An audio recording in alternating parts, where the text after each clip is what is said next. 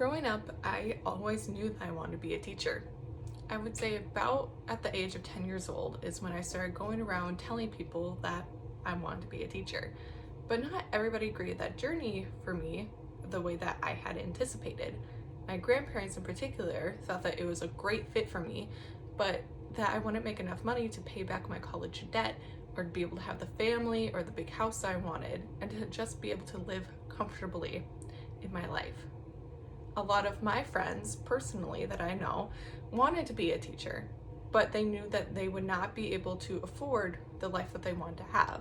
So they had to find a different profession, one that they didn't see that they fit in as greatly, but one that they can make work for the rest of their life, solely based off of the pay that they would be getting. Teachers are far from getting the amount of pay and recognition that they deserve. Between working with kids all day, working long hours, and being forced to have summer off or possibly find a second job during the summer, teachers deserve a higher pay to be able to live the life they want and to be able to live comfortably in their own life. Lauren Quinn wrote a great article back in January of this year, 2021, called Helping Teachers Drowning in Debt. She states that the average student loan debt of a U.S. teacher now hovers around $37,000, which is only slightly less than the average teacher starting salary of $38,000. Teachers with a master's degree end up owing about $48,000.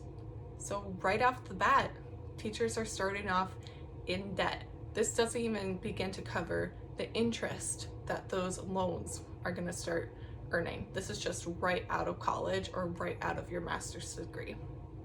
Taylor Borden in just March 2021 wrote an article, How Much Money You Need to Make to Live Comfortably in Every State in America. For Minnesota, that is $68,944. That means that in order for somebody to be able to live comfortably, to have the house that they want, to be able to have as many kids as they want, to be able to afford food or a trip, and to not have to worry about money, they have to have a salary of about $68,000 a year. But teachers are starting at $38,000 and then owing basically that much money in student debt. There is no way that on this pay they will be able to live comfortably at least until they have been teaching for about 20 years, if not more.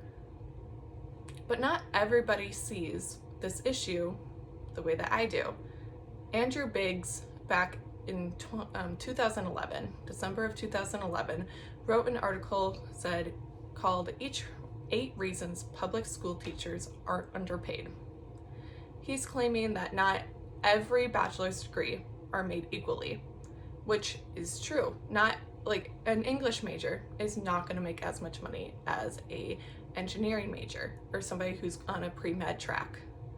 But he's also arguing that a master's degree is pointless and just an added debt for teachers. While this can be true, some teachers do actually need to have their master's in their particular district to make enough money, since it is based off of the amount of education they are getting. Every district is different. He also claims that they aren't working the long hours that they claim. He says that teachers do actually get recompensated for the long hours they get. He said it was about 60 hours outside of work, and that a lot of teachers weren't getting all of that reimbursement. He's also showing how their amount of benefits outweigh the worry of their salary, claiming that they get enough benefits that they shouldn't even have to worry about their salary. It's no big deal.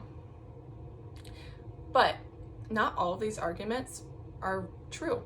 Shannon McLeod in June 10th, 2019, wrote an article called I Get Paid for 180 Days of Work Each Year, but I actually work for more than 250.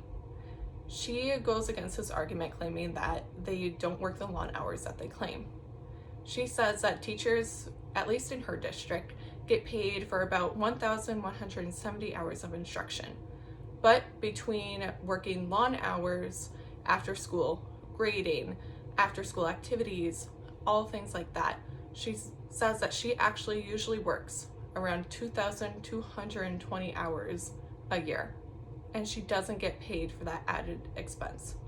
Something else that wasn't mentioned previously was how much teachers are spending money for their classroom, for materials, simple materials that they need, like pencils or expo markers or grading pens. They don't get recompensated for that either. That's coming straight out their paycheck. In the end, teachers can't do this fight alone, and this fight is far from over. I want everybody here to continue this week of teacher appreciation, since it was just last week. Go on social media or a higher platform and just talk about your favorite teacher and why you want them to be able to live comfortably and live the life that they want to have. Teachers deserve their recognition and deserve the amount of pay that they deserve.